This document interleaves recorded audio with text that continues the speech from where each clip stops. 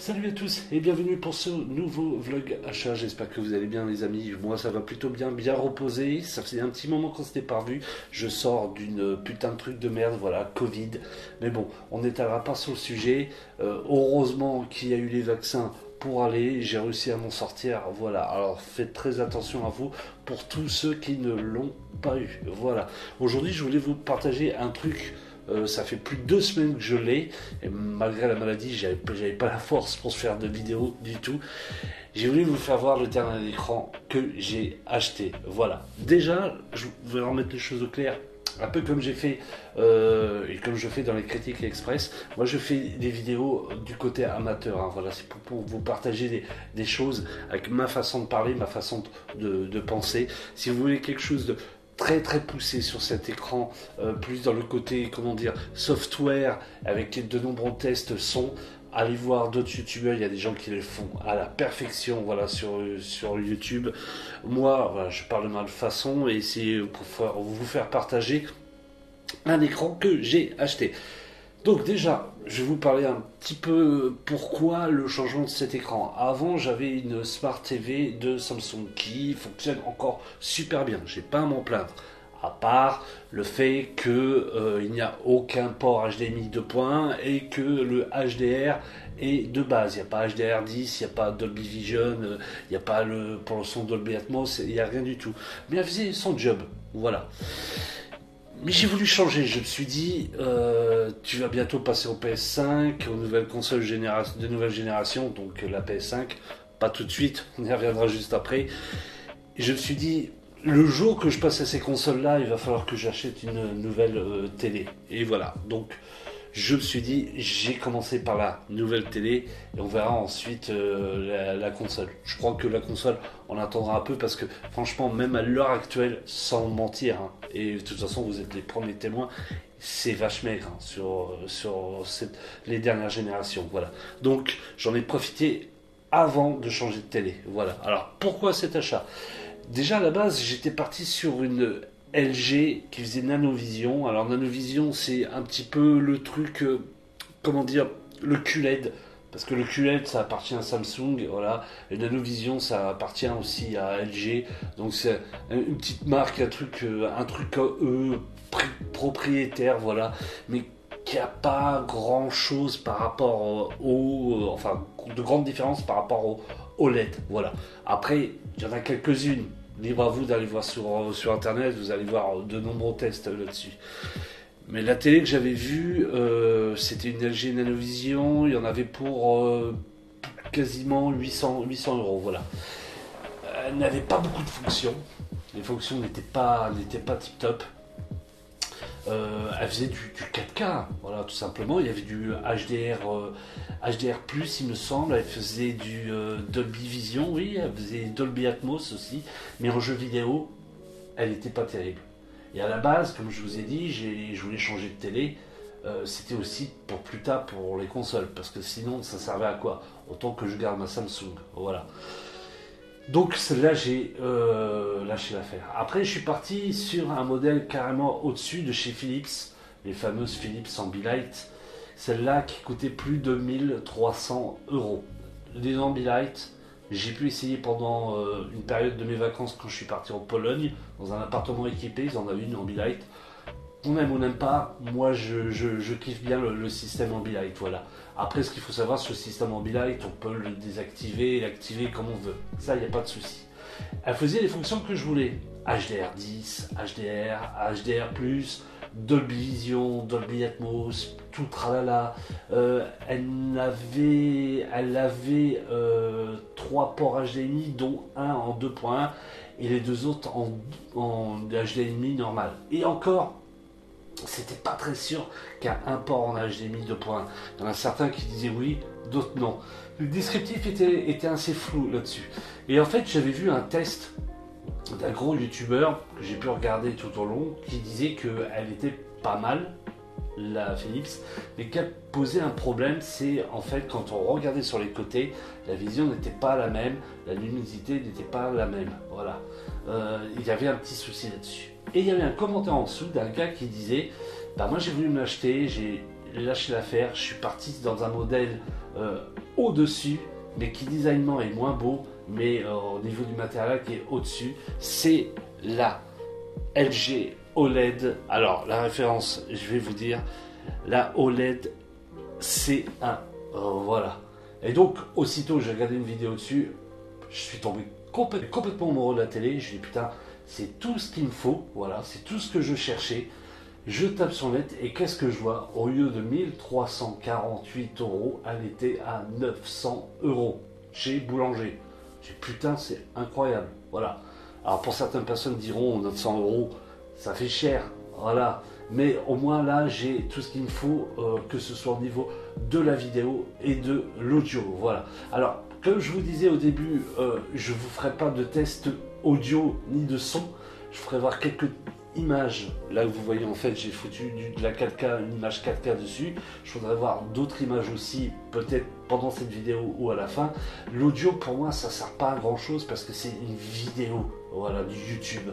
Le mieux c'est que vous allez voir des pointures là-dessus qui testent le son et ils vont vous en parler mieux que moi. Et après, si vous ne trouvez pas ça tip top, le mieux c'est de vous déplacer dans un boulanger et vous allez voir que franchement, elle arrache bien. Je vais vous dire les descriptifs de la télé, vite fait, si je les retrouve. Alors, en définition, on fait du 3840 sur du 2060, c'est du OLED. Celle-ci est à 48 pouces, donc un tout petit peu plus de 900 €. Voilà. Elle a 4 ports HDMI, donc 3 ports HDMI en 2.1 qui se trouvent sur le côté de la télé. Et derrière, vous avez un autre port HDMI qui, lui, est un port HDMI normal. Donc là, vous avez 3 vrais ports HDMI 2.1, ce qui est plutôt pas mal. Voilà. En HDR, elle est compatible HDR, HDR10 et Dolby Vision, ce qui est très très bien. Voilà, j'ai pu faire des tests par rapport à la Smart TV de Samsung. Franchement, je regrette d'avoir fait quelques reviews d'achat de Blu-ray et de Blu-ray 4K et de 4K HDR sur l'ancienne télé, parce que sur celle-ci, c'est vraiment le jour et la nuit. Hein. Voilà. J'ai pu regarder Once Upon a Time in Hollywood. Il y avait des scènes qui étaient un peu sombres, un peu cracra dans la version Samsung. Celle-ci, c'était tout juste magnifique. J'ai même fait des tests sur des DVD et des Blu-ray qui n'étaient pas tip-top. Ben, la qualité, il y a un upscaling. Et il y a un upscaling grâce à quoi vous avez un mode filmmaker dessus. Un mode filmmaker, en fait, quand vous sélectionnez, ça vous donne les couleurs que le réalisateur a donné à son film le jour de sa sortie au cinéma. Donc ça fait un petit plus cinéma dessus et ça fait un upscaling au DVD et ça c'est plutôt pas mal, ce qui est très très bien. Vous avez aussi un autre mode qui est sympa, je vais vous faire voir, après on parlera de la télécommande. C'est quand vous appuyez sur la petite roue dentée et que vous allez dans le mode image comme ceci, voilà.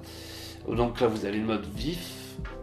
Alors je vais y arriver, hein. Le mode vif, vous avez le mode standard, vous avez le mode écologie, vous avez le mode cinéma, c'est ce que je vous disais au début quand vous regardez les Blu-ray, tout ça. Vous avez le mode sport, bon pour regarder du foot, hein. Optimisateur de jeu, donc ça c'est pour le jeu vidéo, on en reviendra juste après. Là, le mode filmmaker, c'est ce que je vous parlais en fait. Quand vous regardez un film, au moins là vous avez les coloris qui étaient sortis à l'époque au cinéma, les coloris qu'aurait voulu le réalisateur. Ça c'est plutôt pas mal. Et vous avez deux modes qui sont sympas.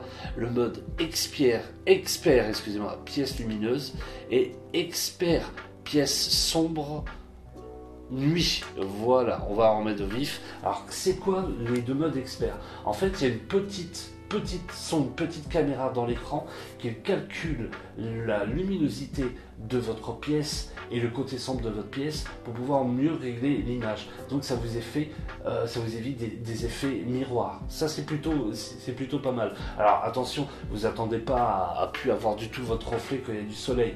Voilà, il y en aura encore, mais c'est beaucoup plus adapté. Et moi, c'est ça que je cherchais, parce que sur la Philips, elle n'était pas trop adaptée dans les pièces lumineuses. Et moi, je suis exposé plein sud ici. le soleil tape de longueur de journée. Alors, je me plains, il y en a qui adorent ça, d'avoir du soleil toute l'année. Moi, je l'ai toute l'année, le soleil. Le problème, c'est que quand on regarde la télé, l'après-midi, on va regarder un film, c'est pas tip-top des coups. Donc, avec ces deux modèles-là, c'est vraiment, vraiment, vraiment classe, voilà. Alors, en système d'exploitation, on a le LG Webo 5. Et qu'est-ce qu'on a d'autre Est-ce que plus de caractéristiques, voilà. Alors, taille de l'écran, je vous ai dit. Fréquence d'affichage 120 Hz, on y reviendra juste après. Alors, casque haut-parleur optique, Dolby Atmos pour le son, 40 watts. Voilà, c'est ça qui est bien. Alors, je vais continuer dans les modes. Alors, vous avez là le mode son. Dans le mode son, vous pouvez choisir le mode AI Pro. Donc ça refait monter les voix d'un film et baisser un peu les basses. Vous voyez, et quand il y a plus de basses, ça les remonte et ça baisse un peu la voix. Vous voyez, au moins les voix ils sont plus claires. Et donc ça, c'est plutôt bien, quoi. On se fait un mode standard, vous avez le mode cinéma, le mode voix nette pour qu'on entende beaucoup plus la voix que les basses, le mode sport, le mode musique et optimiseur de jeu, ça c'est pour le jeu vidéo. Donc on a toutes les sorties son là. Toutes les sorties son, donc soit vous avez le son haut-parleur de la TV, soit vous avez le son optique, soit vous avez le son par le HDMI ARC. Oui, il y a des sorties HDMI ARC dessus. Bon, vous allez me dire, toutes les télés le font, oui, mais bon, c'est bien de le savoir si vous ne le savez pas. Voilà. Après, on a l'optimiseur de jeu. Alors, l'optimiseur de jeu, Kezako. Alors, je ne sais pas si ça va marcher là. Voilà.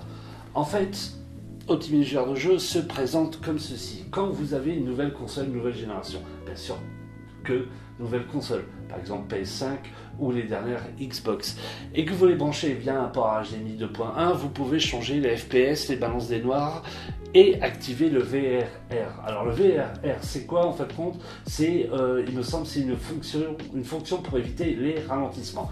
Ce que ne possédait pas la Philips au début, l'Ambilight que je rêvais d'avoir, voilà. Et le gars l'avait bien enseigné dans le commentaire, elle ne possède pas ça, attention. Et au moins la LG le possède, ce qui est plutôt pas mal. Alors, vous allez me dire, tous les jeux ne sont pas en 120 FPS, tous les jeux ne proposent pas ce mode VRR, mais au moins c'est bien de l'avoir par la suite quand vous voulez vous faire un mode un FPS ou tout autre jeu, au moins de posséder voilà, la meilleure image et le meilleur truc pour le jeu. Autant acheter une bonne télé tout de suite. Voilà, si c'est pour acheter une télé de base et se dire bah, quand j'aurai une PS5, quand j'arriverai à en avoir une, j'achèterai la télé pour. Non, autant partir sur une télé globale qui fasse un maximum de choses et je pense que celle-ci voilà, possède le maximum de choses que je veux. Voilà. Donc j'ai fait le tour au niveau du jeu, au niveau de la vidéo, de l'audio, il n'y a rien à dire, voilà, franchement, du 40 watts dessus, j'étais complètement bluffé, c'est un très très bon son. Alors moi j'ai une barre de son LG là-haut qui est compatible avec la télé, comme ça je peux utiliser uniquement cette télécommande, voilà, qui fait multi-télécommande en même temps. J'ai un lecteur Blu-ray, voilà, 4K LG que je peux utiliser aussi sur avec la télécommande, donc ça fait une télécommande universelle. La télécommande se compose comme celui-ci, vous avez les chaînes, le bouton volume, il n'y a rien de machin, le home, vous avez toutes les petites raccourcis là-dessus, Netflix, Disney+, Prime Video, Rakuten, et vous avez Alexa d'inclus, voilà. Alors moi ça me fait beaucoup d'Alexa, hein. J'ai l'enceinte Alexa à côté, j'ai Alexa à l'écran, et en plus moi je suis parti d'opérateur, je suis parti chez Free, et j'ai pris la Devialet qui possède aussi Alexa inclus. Donc voilà, je me retrouve avec que des matériels compatibles Alexa. La télécommande est sympa, elle m'a l'air assez robuste. Par contre, petit truc qui m'a un peu déplu, on va dire que je suis un petit peu pointilleux, c'est qu'elle n'est pas rétro-éclairée, voilà. Ce qui est un peu dommage parce que quand on se met dans le noir total, la télécommande elle est bien noire, elle est bien sombre et on a vraiment du mal à voir les touches. Donc ça aurait été sympa s'ils auraient fait une petite télécommande rétro-éclairée, mais bon, ça c'est mon petit côté pointilleux comme dirait l'autre. Voilà, je pense que j'ai vraiment fait le tour. Pour moi, si je pourrais vous faire un récapitulatif de cette télé en plus et en moins, en plus, franchement, le son des 40 watts, ils assurent vraiment. Le Dolby Atmos est vraiment bien présent dedans. Au niveau de l'écran, il n'y a rien à dire. La HDR, HDR10, Dolby Vision, il n'y a rien à dire. 120 Hz, comme ça vous pouvez jouer à vos jeux tranquillement. 3 ports HDMI 2 points, ça c'est plutôt pas mal. Un port HDMI, 2 ports HDMI ARC, un port optique, voilà, ça c'est la classe. Et un design vraiment sympa, voilà, l'écran il est vraiment pas épais, le pied est vraiment sympa. Après le petit moins, ce serait vraiment qu'ils ont oublié le rétro-éclairage sur la télécommande, voilà, c'est peut-être le petit truc négatif que j'ai, mais pour moi le truc le plus positif c'est de partir d'une télé à 1300 € à 900 €. Là je peux vous dire que franchement je suis bien tombé, c'était le bon moment que je change la télé. On aurait pu me dire oui, tu t'es peut-être pris un peu trop vite parce que sur la PS5 il n'y a rien du tout. C'est vrai que je voulais vous en parler vite fait, pourquoi l'achat de cette télé, voilà, c'est pour la PS5, voilà. La PS5 il n'y a rien en ce moment, c'est vrai, voilà. Mais je me suis dit autant changer de télé tout de suite parce que tous mes films 4K, tout ça, ils étaient sympas sur la Smart TV de Samsung, mais pour moi, je loupais quelque chose et j'ai loupé énormément de choses. Et c'est ce que j'ai vu grâce à cet écran. Là, c'est le jour et la nuit. C'est vraiment une putain de bête de course. Il y a 900 €, franchement, voilà, ok, c'est 900 €. Mais là, au moins, j'ai un écran qui va me durer vraiment longtemps. Et je suis vraiment content de mon acquisition. Voilà. Alors, je sais que l'offre n'est plus valable en ce moment sur Boulanger. À mon avis, ça risquerait de revenir. J'ai vu quelques offres retomber sur Rakuten. Voilà. Pour moi, franchement, si vous hésitez, n'hésitez pas. Hein, voilà. Elle n'a peut-être pas la classe d'entourage d'une Philips Ambilight. Voilà. Mais c'est juste un néon. Hein. Après, vous pouvez en rajouter comme vous voulez, même si c'est assez cher. Par la suite, il y a toujours possibilité. Là, au moins, vous avez tout ce que vous voulez. HDR10, HDR, Dolby Vision, Dolby Atmos, 120 Hz, 3 ports HDMI 2 points, un port HDMI derrière, le port optique, voilà, il y a plein de trucs. Voilà. Je pense avoir fait le tour. Si vous voulez un petit peu plus en profondeur, tout ça, il y a énormément de vidéos qui parlent de cette télé. Voilà, moi j'ai parlé je vous fais partager mes vidéos à ma façon. J'espère que vous avez apprécié cette vidéo. N'hésitez pas à laisser un commentaire pour ce que vous trouvez de la télé. Et je vous dis à très vite pour un prochain vlog, prochain achat. Portez-vous bien. Ciao les amis.